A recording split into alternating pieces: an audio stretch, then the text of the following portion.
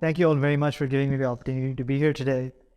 And I'm going to start with a Bill Matsuiism. So when I started at Hopkins, the good Dr. Matsui was my boss. And he sat me down. He was like, "You're coming in from the NIH. What do you want to do?" And I'm not quite sure. I'm still young. I don't know what I want to do with my life. That's a mistake. What do you want to do? Bill Matsui said, "I want to cure myeloma." I thought that was a really impressive and ambitious statement. And I think Bill is one of those guys who has really changed how people think about myeloma conceptually. And now that we find that we're in this position where we have not quite an embarrassment of riches, but options for patients to access different kinds of drugs, but at the same time, we make things go longer and longer. I tell my patients who I see, and if any of them are watching today, they'll recognize this. I tell them my goal for my patients is for them to die at the age of 99 in a skydiving accident. And, and I think it's okay if we're taking something to help keep things under control at the time. But it would be ideal if we managed to get there without more drugs than we needed, beyond what we used at the beginning. And I think, again, Bill is, as you'll hear later today, Bill came up with concepts that helped move that paradigm.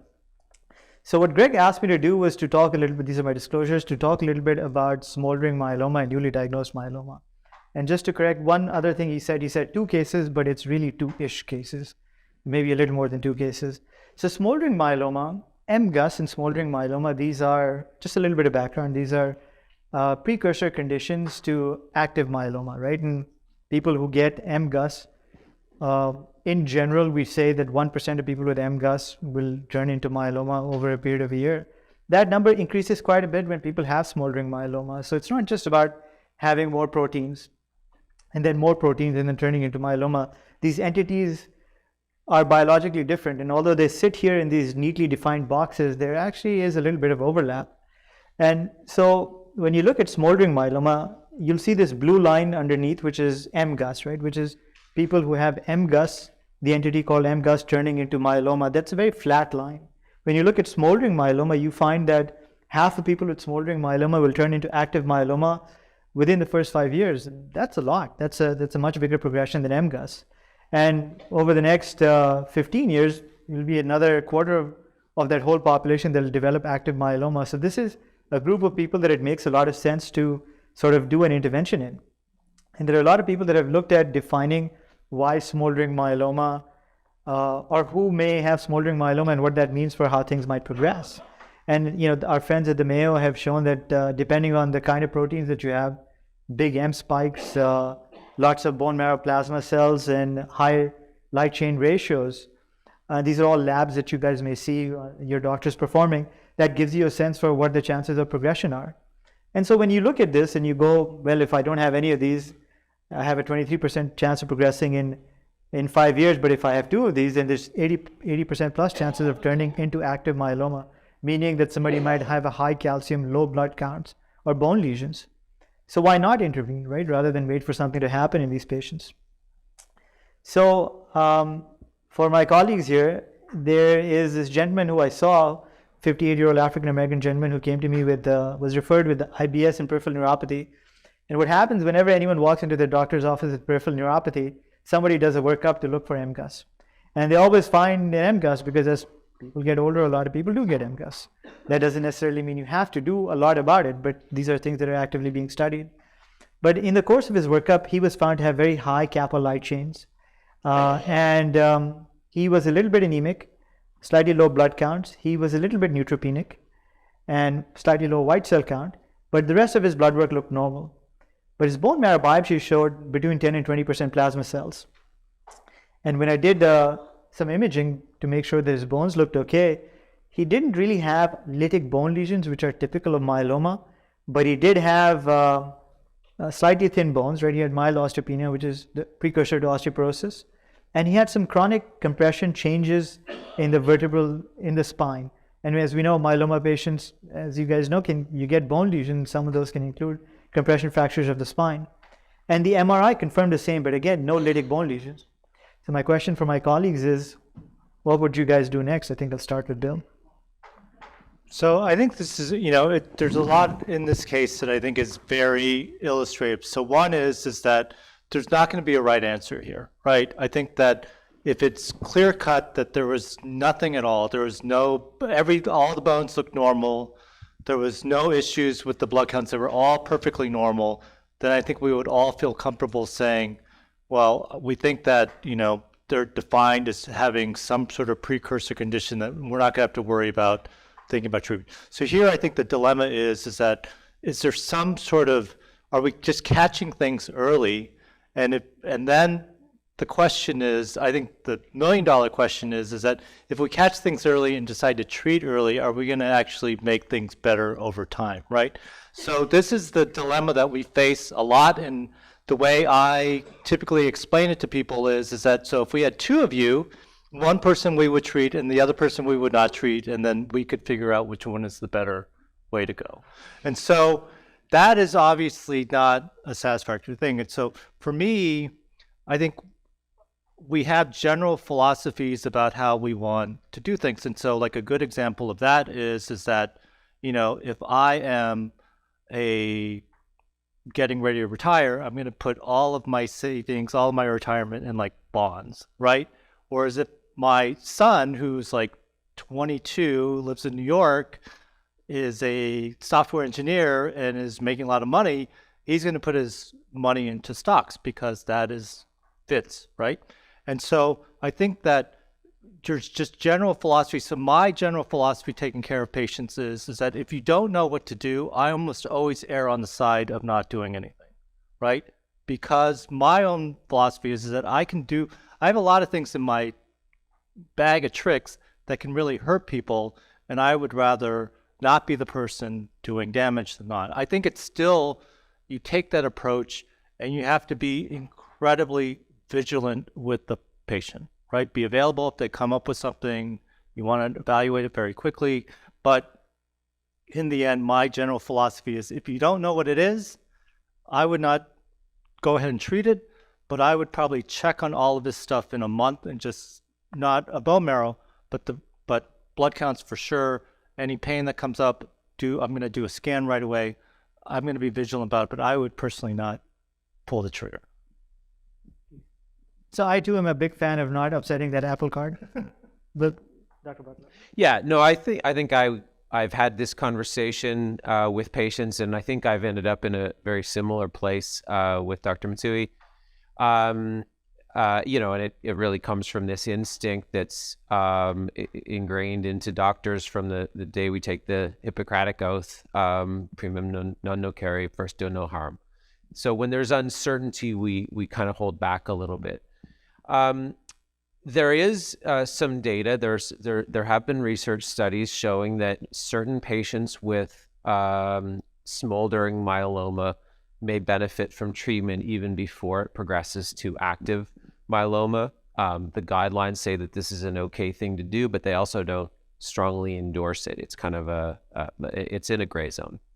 And so I've sat down with people, and I feel like because this option is there, I should at least offer it or talk about it with the patient. And so we get into, well, what are the risks of not doing it? What benefit could treatment have? We think that if we start treatment at this stage, we can slow the progression to another stage. But of course, the biggest thing that happens if someone does progress to active myeloma is they need to go on treatment, and that if that's already happened, it's harder to say that we've really improved any more important or longer term outcome. And of course, we have to think about the ways that we could hurt someone with treatment. And so we talk about the drug that would be used for this, which is lenalidomide or Revlimid. It's a wonderful drug, but it has some risks. And I talk about the risk of developing blood clots, and the risk of lowered blood counts, sometimes fatigue, diarrhea. And then I talk about there's a small risk of developing other cancers that seems to be increased for people who have been on Revlimid for a long time. And usually that's the point of the conversation where both the patient and I say, maybe it's just not worth it at this point. That the risks are small, but they are real. The benefits are still very unclear. And with myeloma, it's really a long-term journey, and we try not to act in haste, because we can watch it. If things change, they usually change slowly, and we'll have a time later on down the road to alter course. So that is excellent. So I think, one of the key things that we've heard so far is that surveillance and vigilance are really very important. And the reason these are important is because of what happened a little bit later. You see, so we look at some numbers, we look at light chains, we look at proteins, we try and make sense of whether it's time to do something, right? Is something dynamically changing?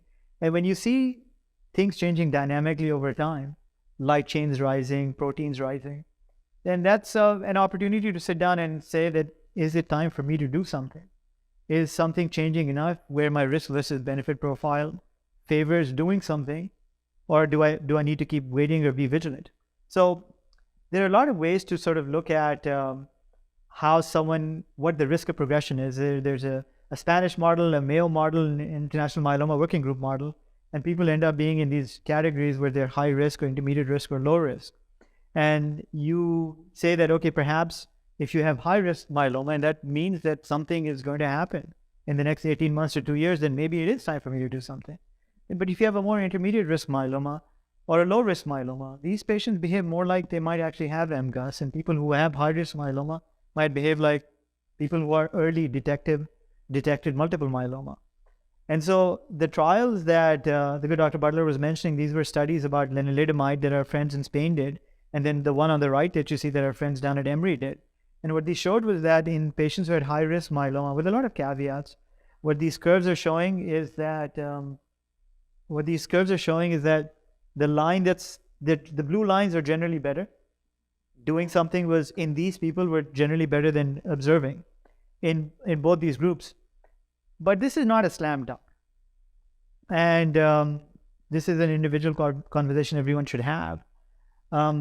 So what I like to do then is what I did with this lady over here. So this is a 57-year-old lady who was found to have fatigue and maybe a little bit of anemia. And so she was found to have a large M spike more than 3, a large light chain ratio of more than 40, and she was anemic with hemoglobin of 10. And the bone marrow showed 30% plasma cells, but she couldn't get a fish. And so the skeletal survey, there were no bone lesions. But what would you guys do here? Because she is a little bit anemic. What are our options? The good Dr. Lee.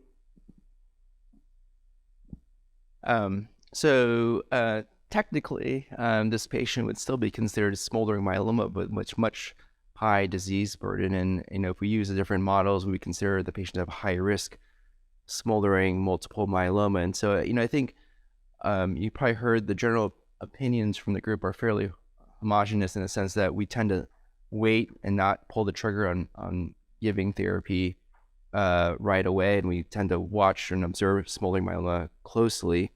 So I would say that preface was saying that smoldering myeloma in itself, there's a lot of different opinions. If you have a group of 20 different myeloma doctors, you'll probably have 10 different opinions about what to potentially do in this context. My general approach is that if the patient is symptomatic, so if for instance the baseline the hemoglobin is 10.7, so we'll have to see what the baseline was initially. So if the patient's had a 3 to 4 gram drop, technically more than 2 gram would be considered myeloma, but if they had a significant drop in hemoglobin that potentially could explain the fatigue, then that's one thing. The iron deficiency could also explain the fatigue as well and anemia. But in generally, what I would do is, so this patient hasn't had a PET scan yet, so we do advanced imaging. Is that correct? Yeah, her insurance denied this 3 or 4 times. Okay, sorry. I could not convince Sorry. Despite the phone calls, I could not convince them otherwise. Okay. So I would, first of all, get advanced imaging first to make sure that the patient doesn't have actual myeloma. But, even in such patients like this, I'm probably on the very conservative end of the spectrum, where I actually am very hard pressed to pull the trigger in treating smoldering myeloma, and actually at least don't make a decision on the first visit. Actually, I'd like to kind of see how things go over the next 3 to 6 months with close observation. And that would potentially then give a better sort of picture, essentially the movie of what's going on instead of the snapshot. And so that's generally my approach initially, even though the patient does have significant high disease burden. So these are excellent points. So, and I think that sort of covers everything that we've spoken about this morning. So the traditional paradigm for smoldering myeloma is to follow someone's numbers every 3 months. I see patients coming to me who have a smoldering myeloma with a large disease burden, whose doctors see them 6 months or a year apart, and that is inappropriate. And why that's appropriate is because when you look at these two labs, the one in red up and the one lower down, these were done about 2.5 months apart. And there's already a trend in her numbers. I mean, these are just two snapshots. You want to get additional numbers as well. But in addition to that, what Bill was talking about earlier about shared decision making, this patient really wanted to do something. And she does meet criteria for what we call high-risk smoldering myeloma, which is there is an indication to treat with lenalidomide. Or what I personally like to do is, in this situation, is to refer people for clinical trials, which is what happened here. And now she is on a clinical trial with our colleagues at the NIH, where she is getting daratumumab, Kyprolis, and dexamethasone, and she got a PET scan for free, or at least on Uncle Sam's dime. And we didn't run into issues with the insurance approval, which I think worked out with her wishes, worked out with the fact that there were perhaps early dynamic changes. And that's something to consider. So clinical trials, right, as was being discussed earlier, these are, should be considered and should be in the right context, right? If people come to me and say that, look, I've heard about, I don't know, some ground herb somewhere that I might be able to get in some other country, then I would say, this is probably a waste of your time in terms of a clinical trial. But if there's a rationally designed drug, there are good preclinical data, and it looks promising, then maybe that's something to consider. There are a couple of trials, or actually numerous trials for smoldering myeloma. And there have been a couple that have been what would have been termed the cure trials for myeloma, the Caesar study and the Ascent trials, which have looked at aggressive combinations for patients with smoldering multiple myeloma to see that if you get in early in high-risk smoldering myeloma, can you shift that paradigm? Can you keep people from having myeloma and perhaps even functionally cure them? And I think that remains to be seen. I think we see that these patients have a lot of minimal residual disease negativity with this treatment, which is not unexpected, but I think it still remains to be seen how this is going to pan out. I want to see what my colleagues think about these trials, though. Well, cure has been talked about in the context of myeloma for a long time, and it's something that we think about constantly. When we approach treating any cancer, the top level, the kind of guiding decision that we have to make is, what is our goal of treating it? What are we trying to accomplish? And in cancers that are considered curable, we have a totally different mindset.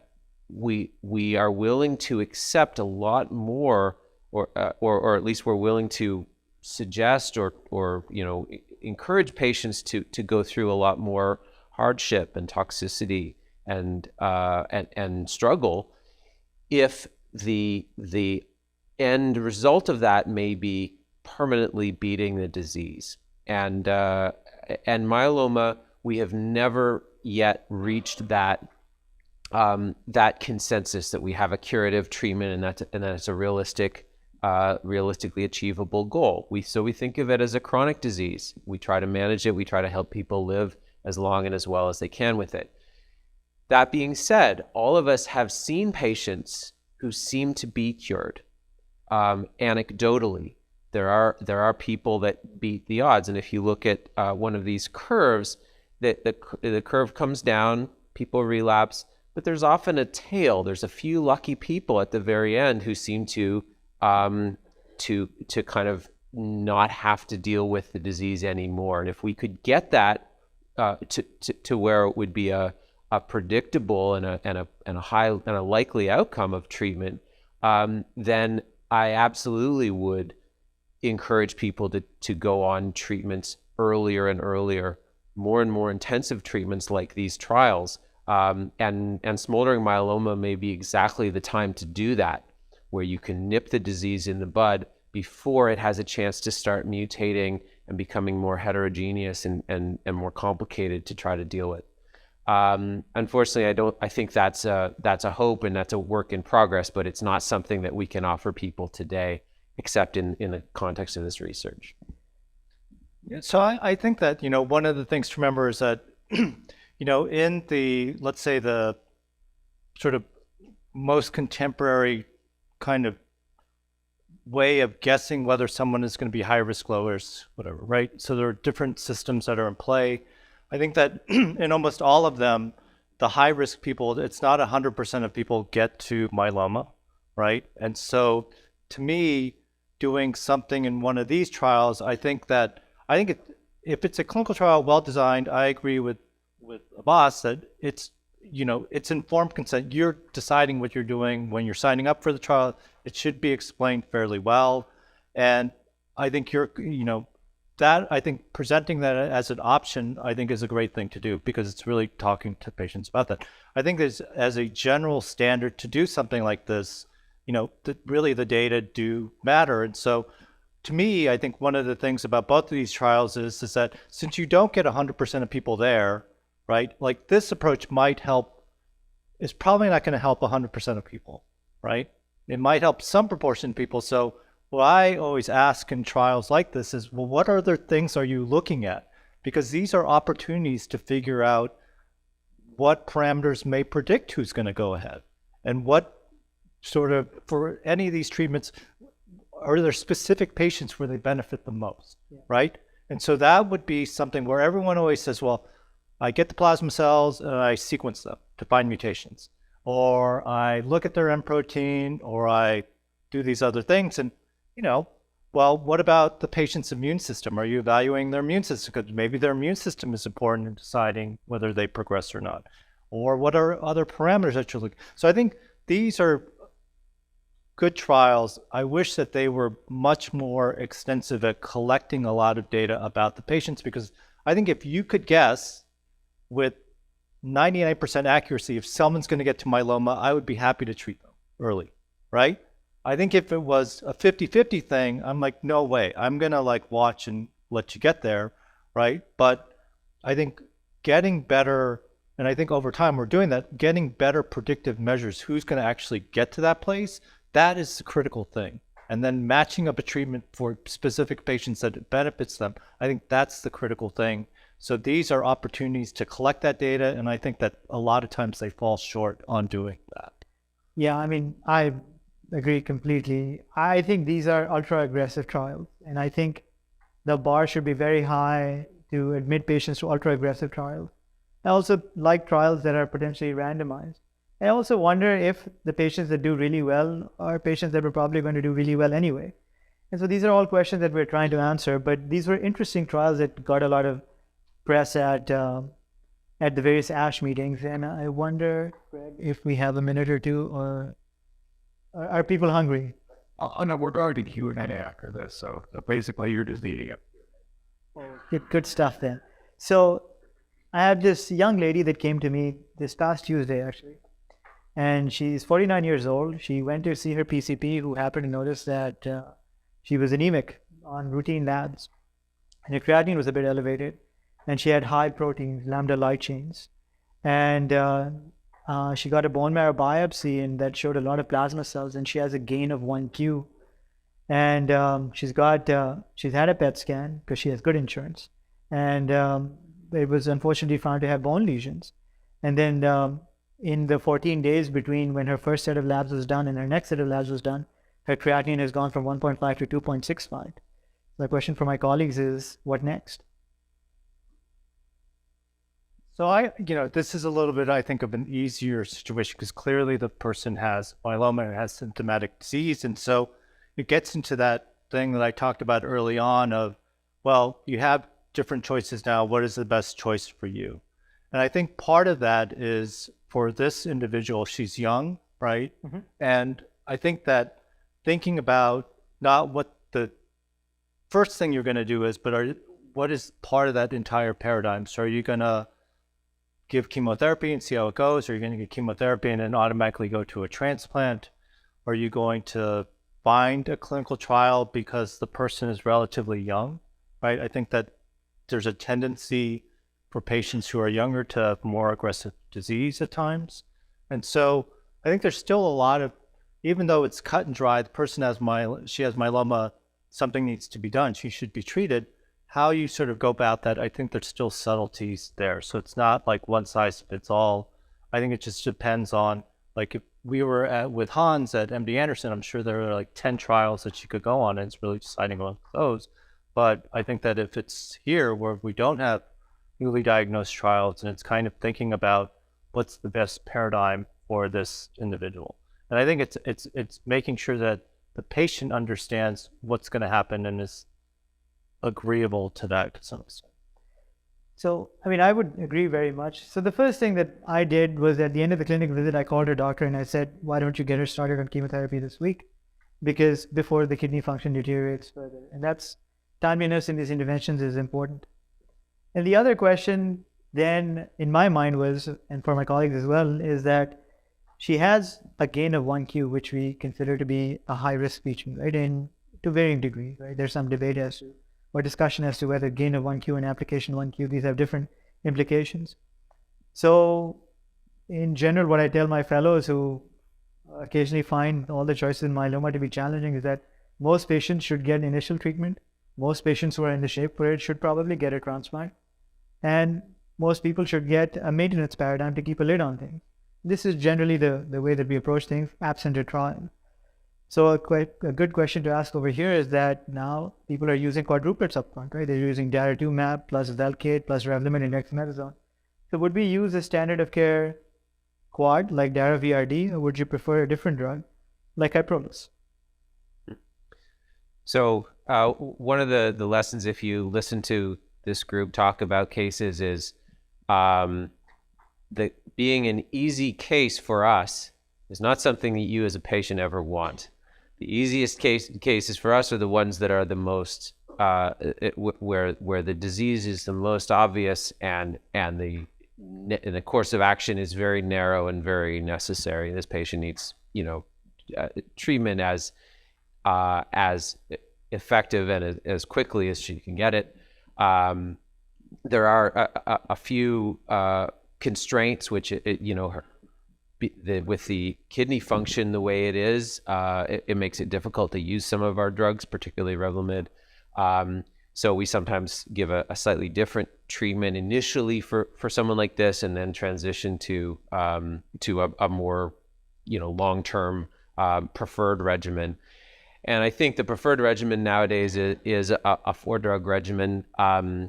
The Mayo Clinic has some guidelines, and they recommend giving those to higher risk patients like this based on that genetic change that she has. The frustrating thing that we have looking at the data is the nothing that we know to do right now really cancels out that high risk status. In other words, patients with more favorable risk features do better with 3-drug regimens, and they also do even better than that with 4-drug regimens. Whereas the higher risk patients, get less benefit, but they still get benefit, and I think she deserves everything done. I don't think there's good data to support using something like carfilzomib, at right out of the gates with this patient, although that may certainly come into play. And I think most people would recommend that she go through a stem cell transplant when she's able to do that, assuming she's able to do that. If the kidney function doesn't improve, that creates some complexity there as well. But we're actually hopeful. It's to me encouraging that her kidney function got worse quickly, because those patients, sometimes it also gets better quickly when we start treatment. Whereas if it's been bad for a while, then it can be more stubborn and harder to reverse. So I've seen patients like this have their kidneys return completely to normal and able to go through the full treatment plan, including a transplant. And that's what I would try to achieve for her. As you heard Dr. Lee talk about, more advanced therapies like CAR T may someday be even better. But at the moment, that's very much in the research stage.